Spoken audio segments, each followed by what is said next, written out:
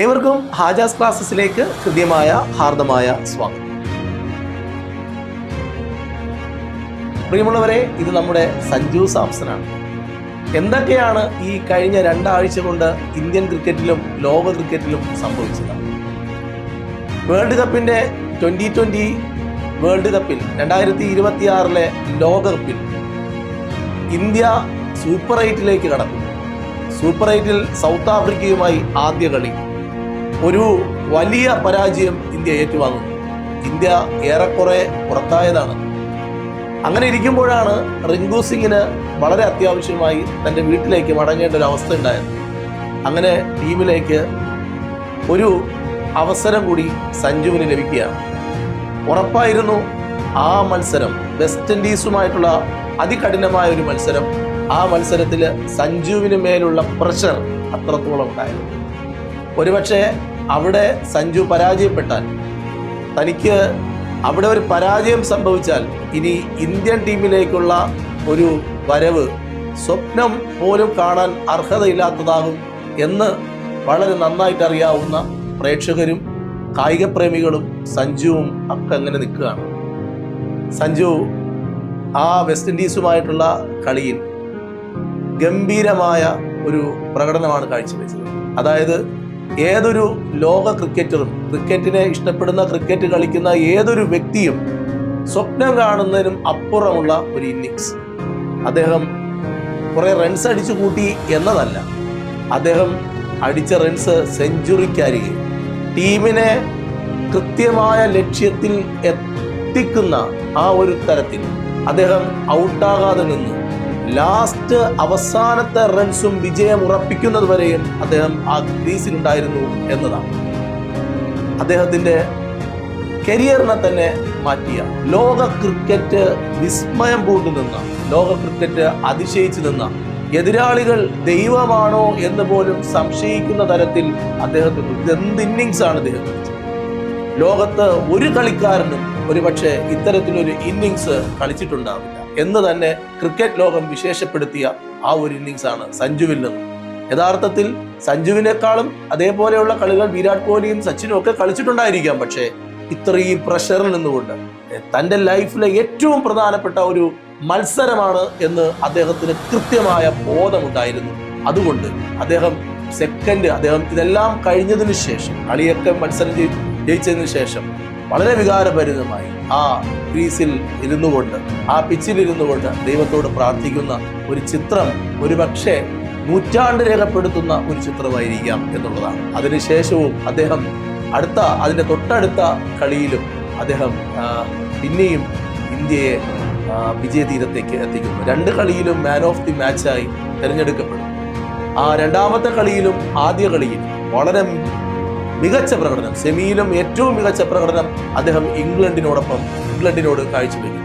ഇംഗ്ലണ്ടിന്റെ ക്യാപ്റ്റനും അദ്ദേഹത്തിന്റെ കളി കണ്ട് പകച്ചുപോയി. അദ്ദേഹം പറഞ്ഞത്, ഞങ്ങളെ തോൽപ്പിച്ചത് ഇന്ത്യയല്ല, സഞ്ജു ആണ്. എന്നാൽ ഫൈനലിലേക്ക് എത്തുമ്പോൾ 2 കളി മികച്ചതായി കളിക്കുമ്പോൾ 3ാമത്തെ കളിയെങ്കിലും ഔട്ടായി പോകും, അല്ലെങ്കിൽ ഒരു ചിരി നിറം മങ്ങും. പക്ഷേ സഞ്ജു എന്ന് പറയുന്ന പ്രതിഭയ്ക്ക് എന്താണ് സംഭവിച്ചത്? ഇത്രയും കാലം ഇങ്ങനെ ഒരു ഇന്നിങ്സ് കളിക്കാത്ത ഒരു വ്യക്തി, അദ്ദേഹം എന്ത് വർക്കൗട്ടാണ് അദ്ദേഹം ചെയ്തത്? എന്ത് ഹോംവർക്ക് ചെയ്തിട്ടാണ് അദ്ദേഹം ഈ ഒരു കളിയിലേക്ക് വന്നത്? ഫൈനലിൽ ഇന്നലെ നമ്മളെ വീണ്ടും അദ്ദേഹം വിസ്മയിപ്പിച്ചിരിക്കുകയാണ്. അദ്ദേഹം ഇന്നലെ ന്യൂസിലാൻഡ്, അറിയാം, ഫിയർലെസ് ക്രിക്കറ്റ് കളിക്കുന്ന ഒരു ടീമാണ്. ഒരു പേടിയുമില്ലാതെ ക്രിക്കറ്റിനെ സമീപിക്കുന്ന ഒരു ടീമാണ് ന്യൂസിലാൻഡ്. ആ ന്യൂസിലാൻഡിന്റെ കൂടെയും സെഞ്ചുറിക്കരികിൽ നിന്നുകൊണ്ട് അദ്ദേഹം വീണ്ടും വളരെ നല്ലൊരു സ്കോർ, 89 റൺസ്, വളരെ തുച്ഛമായ പന്തുകളിൽ 89 റൺസ് സ്കോർ ചെയ്തുകൊണ്ട് ന്യൂസിലാൻഡിനെ അടപടലം തോൽപ്പിച്ചു എന്ന് തന്നെ പറയാം. അവിടെയും സഞ്ജുവിന്റെ കരങ്ങളുണ്ടായിരുന്നു. പക്ഷേ സഞ്ജുവിനോടൊപ്പം നമുക്ക് പറയേണ്ട മറ്റൊരു പേര് ബുംറയുടെ പേരാണ്. എങ്കിലും നമ്മൾ ഇന്ന് ഈ ഒരു വീഡിയോ ക്ലാസ്സിൽ സഞ്ജുവിനെ മാത്രം നമ്മൾ പറയുന്നതിന്റെ ഒരു കാര്യം, നമുക്ക് PSCയിൽ കുറെ കാര്യങ്ങൾ ഇദ്ദേഹത്തിൽ നിന്ന് പഠിക്കാനുണ്ട്. അദ്ദേഹത്തിന്റെ അച്ഛന്റെ ഒരു അഭിമുഖത്തിൽ അദ്ദേഹം പറഞ്ഞത്, തന്റെ 10 വർഷം ക്രിക്കറ്റിന്റെ അവസരങ്ങൾ ലഭിക്കാതെ ക്രിക്കറ്റിന് വേണ്ടി സഞ്ജുവിന്റെ 10 വർഷങ്ങൾ നഷ്ടപ്പെട്ടു പോയി. ഇനിയൊരു 10 വർഷങ്ങൾ കൂടെ ചിലപ്പോൾ കിട്ടുമായിരിക്കാം. 31 വയസ്സാണ്. ഇനിയൊരു 10 വർഷങ്ങൾ അത് നിന്റേതാണ്. ചിലപ്പോൾ ഭാവിയിൽ ഇന്ത്യയുടെ ക്യാപ്റ്റൻ ആകാൻ വരെ സാധ്യതയുണ്ട്. സാധ്യതയല്ല, പ്രോബബിലിറ്റി ഭയങ്കര കൂടുതലാണ് ഇന്ത്യയുടെ ക്യാപ്റ്റൻ ആകും സഞ്ജു സാംസൺ. എൻ്റെ പ്രിയമുള്ളവരെ, ഇദ്ദേഹത്തിന് എവിടെ നിന്നാണ് ഈ എനർജി കിട്ടിയത്? അദ്ദേഹം എന്ത് വർക്കൗട്ടാണ് ചെയ്തത്? കുറേ PSC പരീക്ഷകൾ എഴുതി നമ്മൾ തോറ്റു നിൽക്കുകയാണ് അല്ലെ? ഒരുപാട് പരീക്ഷകൾ നമ്മൾ എഴുതി, നമ്മൾ കുറേ പരീക്ഷകൾ എഴുതും തോറും തോറ്റുകൊണ്ടേയിരിക്കുന്നു. ഇതുവരെ നമ്മൾ ജയിച്ചില്ല. ഇവിടെ വരെയും നമുക്കൊരു ഏറ്റവും മികച്ച റാങ്കിലേക്ക് നമുക്ക് എത്തിച്ചേരാൻ കഴിഞ്ഞില്ല. സഞ്ജു സാംസൺ നമ്മൾ പഠിക്കാനുണ്ട്. സഞ്ജു സാംസൺ എന്ന് പറയുന്ന വ്യക്തി എന്തൊക്കെയാണ് ഇവിടെ താൻ തോറ്റു നിൽക്കുമ്പോൾ, തൻ്റെ ഫോം നഷ്ടപ്പെട്ട് നിൽക്കുമ്പോൾ താൻ ചെയ്തത്? ഒന്ന്, സോഷ്യൽ മീഡിയയിൽ നിന്നെല്ലാം അദ്ദേഹം ഒഴിവായി. അദ്ദേഹം ഫോണ് സ്വിച്ച് ഓഫ് ചെയ്തു. അദ്ദേഹം കൂടുതൽ മെഡിറ്റേഷൻ ചെയ്തു. മനസ്സിനെ ഏകാഗ്രമാക്കി കളിയിൽ കൂടുതൽ കോൺസെൻട്രേറ്റ് ചെയ്തു. എപ്പോഴും ഫോണ് നോക്കുന്ന ഒരു ശീലമില്ലാത്തൊരു വ്യക്തിയാണ്. അതുകൊണ്ട് സോഷ്യൽ മീഡിയയിൽ നിന്നെല്ലാം പരമാവധി അദ്ദേഹം മാറി നിന്നു എന്നാണ് പറയുന്നത്. അതിനോടൊപ്പം തന്നെ അദ്ദേഹത്തിന് ഭയങ്കരമായി ഒരു ഉപദേശം കിട്ടി. അത് ആരിൽ നിന്നറിയാമോ? ക്രിക്കറ്റിന്റെ ദൈവം എന്നറിയപ്പെടുന്ന സച്ചിൻ ടെണ്ടുൽക്കറിൽ നിന്നാണ്. സച്ചിൻ ടെണ്ടുൽക്കറിൽ നിന്നും അദ്ദേഹത്തിന് ഒരു ഉപദേശം കിട്ടുകയാണ്. നോക്കൂ, സച്ചിൻ ടെണ്ടുൽക്കർ എന്ന് പറയുന്ന ലോക ഇതിഹാസ താരം അദ്ദേഹത്തെ നിരന്തരമായി പിടിച്ചുകൊണ്ടിരുന്നു. സച്ചിന്റെ വാക്കുകൾ, ഇവിടെ ഒരു സച്ചിന്റെ വാക്ക് കേട്ടാൽ ഇൻസ്പയർഡ് ആവാത്ത ഈ ലോകത്ത് ഏത് ക്രിക്കറ്ററാ ഉള്ളത്? സച്ചിൻ പറയുകയാണ്, നിന്നെ കൊണ്ട് അടുത്ത പന്ത് 6 അടിക്കാൻ കഴിയുമെന്ന് പറഞ്ഞാൽ നമ്മളും പോയി അടിക്കും 6. കാരണം സച്ചിനാണ് പറഞ്ഞത് എന്നതുകൊണ്ട്. സച്ചിനാണ്. ഇപ്പോ കളിയെല്ലാം കഴിഞ്ഞ് ഇന്ത്യ ഇന്നലെ കപ്പ് തൂക്കിയതിനു ശേഷം സഞ്ജു പറഞ്ഞു, എനിക്ക് പിന്നിൽ എനിക്ക് ഏറ്റവും നല്ല ഉപദേശങ്ങൾ നൽകിയത്, എന്നെ സ്ഥിരമായി വിളിച്ചുകൊണ്ടിരുന്നത് ഒക്കെ സച്ചിനായിരുന്നു എന്ന്. അപ്പോ സച്ചിൻ എന്ന് പറയുന്ന ആ ഒരു ക്രിക്കറ്റർ അദ്ദേഹത്തിന്റെ ലൈഫിലേക്ക് അദ്ദേഹത്തിന് ഈ സഞ്ജുവിന് കൊടുത്ത മോട്ടിവേഷണൽ വേർഡ്സ് ആണ് അദ്ദേഹം ഇന്ന് ഇങ്ങനെ ഒരു പൊസിഷൻ. ക്രിക്കറ്റ് ലോകം സഞ്ജു ഇന്ന് കേരളത്തിന്റെ അല്ല, തമിഴ്നാടിന്റെ അല്ല, ഇന്ന് ഇന്ത്യയിലുള്ള സംസ്ഥാനങ്ങളുടേതല്ല, ലോകത്ത് എല്ലാ ക്രിക്കറ്റ് ടീമുകളും ഇന്ന് ഈ ഒരു മനുഷ്യനെ അത്ഭുതത്തോടെ കാണുകയാണ്. എല്ലാവരും സഞ്ജുവിനെ പോലെ ഒരു പ്ലെയർ ഉണ്ടായിരുന്നെങ്കിൽ എന്ന് ലോക ക്രിക്കറ്റിൽ ഓസ്ട്രേലിയ അടക്കം, പാകിസ്ഥാൻ അടക്കം, സൗത്ത് ആഫ്രിക്ക അടക്കമുള്ള രാജ്യങ്ങളെല്ലാം തന്നെ സഞ്ജുവിനെ പോലെ ഒരു പ്ലെയർ ഉണ്ടായിരുന്നെങ്കിൽ എന്ന് ആഗ്രഹിക്കുകയാണ്. നോക്കൂ, ചാരത്തിൽ നിന്നാണ് അവൻ എണീറ്റ് വന്നത്. ഒരു ഫിനിക്സ് പക്ഷിയെ പോലെ എണീറ്റ് വന്നവനാണ്. നമുക്ക് അടുത്ത പരീക്ഷ നേടണം. പരീക്ഷ നേടണമെങ്കിൽ എന്തെല്ലാമാണ് നമ്മുടെ കുറവുകളെന്ന് നമ്മൾ മനസ്സിലാക്കണം. ആ കുറവുകളെ മനസ്സിലാക്കി ആ കുറവുകൾ നമ്മൾ അംഗീകരിക്കണം. ഞാനൊരു മനുഷ്യനാണ്, എനിക്ക് ഒരുപാട് പോരായ്മകളുണ്ട്. ആ പോരായ്മകൾ ഏറ്റവും നന്നായി അംഗീകരിക്കേണ്ടത് നമ്മളാണ്. ആ പോരായ്മകളെ മനസ്സിലാക്കി ആ പോരായ്മകൾ ഇല്ലാതാക്കാനുള്ള റെമഡീസ് നമ്മൾ ചെയ്തു തുടങ്ങണം.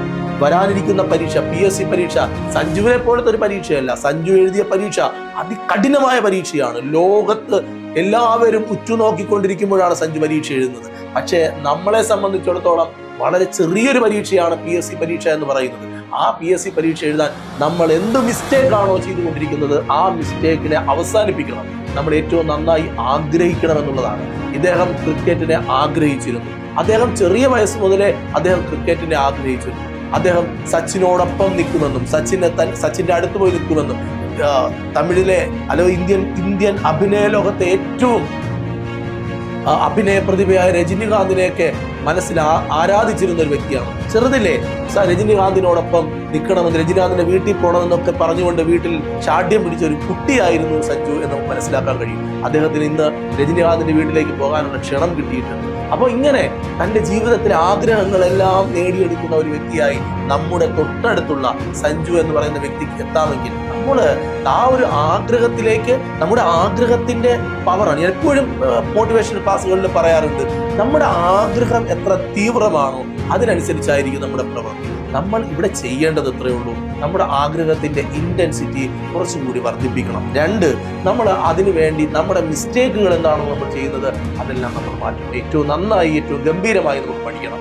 ഇനി വരാനിരിക്കുന്ന പരീക്ഷകൾ, LPUPയുടെ പരീക്ഷ, LPUP എഴുതാൻ പോകുന്നവരെല്ലാവരും മനസ്സിലാക്കണം, ഹാജാസ് ക്ലാസ്സസ് എന്ന് പറയുന്ന ഒരു ഹാജാസ് ക്ലാസ്സസില് ഈ നമ്മുടെ കേരളത്തിലെ ഏറ്റവും മികച്ച, അതായത് LPUP എടുക്കാൻ ഓരോ വിഷയങ്ങളും LPUP എടുക്കാൻ ഏറ്റവും പ്രഗത്ഭരായ അധ്യാപകരുടെ ഒരു കൂട്ടമുണ്ട്. Biju sir, Saleem sir, Chandrababu sir, Praveen sir, ഇങ്ങനെ ബിനോജ് സാറ്, ഇവരൊക്കെ ഞാൻ ഈ പറയുന്നവരെല്ലാം ഒരു പകരം വെക്കാനില്ല. ഓരോ സബ്ജക്റ്റിന് ഏറ്റവും തലതൊട്ടപ്പന്മാരാണ്. അവരുടെ ക്ലാസ്സുകളാണ് നമ്മൾ LPUPക്കും അതേപോലെ മറ്റ് ക്ലാസ്സുകളിലും നമ്മൾ തരുന്നത്. ഏറ്റവും അഫോർഡബിൾ ആയിട്ടുള്ള ഒരു ഫീസിൽ നമുക്ക് എന്ത് ചെയ്യാം, നമുക്ക് പഠിച്ചു തുടങ്ങണം. നമുക്ക് ആരെങ്കിലും പഠിക്കാൻ, ഇനിയിപ്പം നിങ്ങളൊരു പ്ലാറ്റ്ഫോമിൽ പോയി നിങ്ങൾക്ക് അത്ര കംഫർട്ട് അല്ല, നിങ്ങൾക്ക് ധൈര്യമായിട്ട് ഈ ഒരു കോഴ്സിലേക്ക് ജോയിൻ ചെയ്യാം. നമ്മളിപ്പോൾ ഡിഗ്രി ലെവലിൻ്റെ ഒരു പ്രിലിംസ് തുടങ്ങിയിട്ടുണ്ട്, പ്രിലിംസിൻ്റെ ക്ലാസ് തുടങ്ങിയിട്ടുണ്ട്.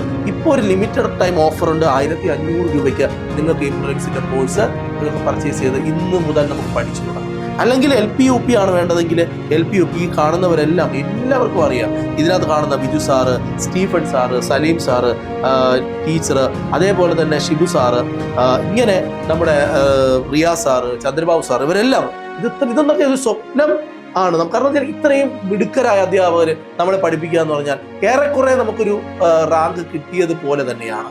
അപ്പോൾ നിങ്ങൾ ഈ ഒരു കോഴ്സ് എടുത്ത് പഠിക്കണം എന്നൊരു അഭ്യർത്ഥന കൂടി എനിക്ക് പറയാനുണ്ട്. അതേപോലെ ഇനി അടുത്തത് നമ്മുടെ അവസരമാണ്. അടുത്ത സഞ്ജു സാംസൺ നമ്മളാവണം. നമുക്ക് വിജയം എന്ന് പറയുന്നത് വളരെ നമ്മുടെ അടുത്ത് നിൽക്കുകയാണ്, തൊട്ടടുത്ത് നിൽക്കുകയാണ്. നമ്മൾ കൃത്യമായ ക്ലാസ്സുകളും നമ്മളെ ഈ സച്ചിൻ സഞ്ജുവിനെ മോട്ടിവേറ്റ് ചെയ്തതുപോലെ നിങ്ങളെ മോട്ടിവേറ്റ് ചെയ്യാൻ ഞങ്ങളുടെ അധ്യാപകരുണ്ട്. നിങ്ങൾക്ക് എപ്പോൾ വേണമെങ്കിലും ഞങ്ങളെ വിളിച്ച് കാര്യങ്ങൾ അന്വേഷിക്കാം, ചോദിക്കാം. നിങ്ങളുടെ മിസ്റ്റേക്കുകളെല്ലാം കൃത്യമായി മനസ്സിലാക്കി നമുക്ക് മുന്നോട്ട് പോകാം. കൃത്യമായ ഗൈഡൻസും കൃത്യമായ ഡയറക്ഷനും ഞങ്ങൾ നൽകും. നിങ്ങൾ പഠിക്കുക മാത്രം ചെയ്താൽ മതി.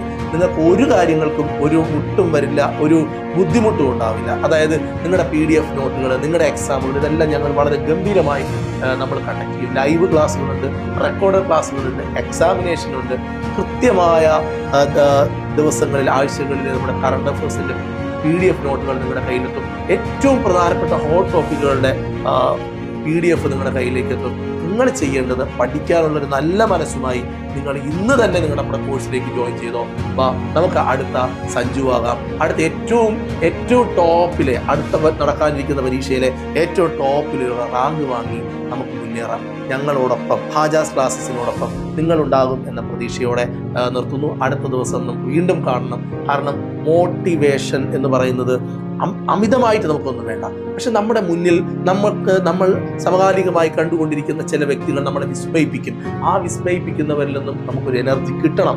സഞ്ജുവിൽ നിന്നും യഥാർത്ഥത്തിൽ ലോകം മൊത്തം ഇൻസ്പയർഡ് ആയിരിക്കുമ്പോൾ നമുക്ക് അതിനകത്തുനിന്ന് ഒരു ഇൻസ്പിറേഷൻ കിട്ടിയില്ലെങ്കിൽ മോശമല്ലേ? അതുകൊണ്ട് നമ്മൾ അതിൽ നിന്നും ഇൻസ്പയർഡ് ആകണം.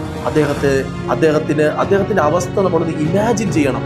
അദ്ദേഹം ഏത് അവസ്ഥയിലാണ് പഠിക്കുന്നത്, ഒരു 2 ആഴ്ച മുമ്പ് അദ്ദേഹം എങ്ങനെയായിരുന്നു എന്നൊക്കെ. നിങ്ങൾ 1ാം റാങ്ക്, നിങ്ങൾ എഴുതാൻ പോകുന്ന ഡിഗ്രി പ്രിലിംസിലോ LP UPയിലോ 1ാം റാങ്ക് നിങ്ങൾക്ക് കിട്ടിയാൽ നിങ്ങളുടെ അവസ്ഥ എന്തായിരിക്കും? നമ്മുടെ മനസ്സിൽ നമ്മുടെ സിറ്റുവേഷൻ എന്തായിരിക്കും? നമ്മൾ ഏറ്റവും സേഫ് ആയിട്ടുള്ള, ലൈഫിന്റെ ഏറ്റവും സേഫ് ആയിട്ടുള്ള ഒരു സോണിലേക്ക് നമ്മൾ പോകും അല്ലെ? അതുകൊണ്ട് നമുക്കൊരു റാങ്ക് കിട്ടിയാൽ നമ്മൾ സേഫ് ആയാൽ ആരാ സേഫ് ആവുക? നമ്മുടെ ഭർത്താവ്, അല്ലെങ്കിൽ ഭാര്യ, മക്കള്, അമ്മ, അച്ഛൻ, നമ്മുടെ നാട്ടുകാർ, നമ്മളുമായിട്ട് ബന്ധപ്പെട്ട ആൾക്കാരെല്ലാം സേഫ് ആവുകയാണ്.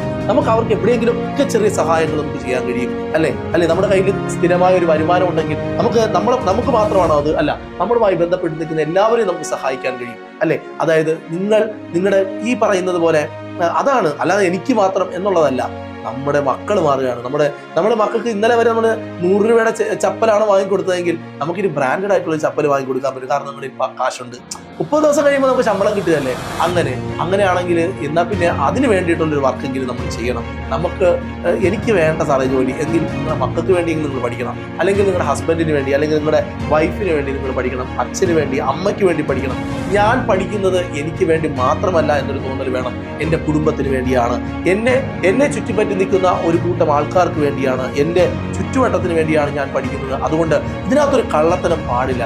ഒരു 6 മാസം ഗംഭീരമായിട്ട് ഏതെങ്കിലും ഒരു കോഴ്സ് എടുത്ത് നിങ്ങൾ പഠിച്ചോ.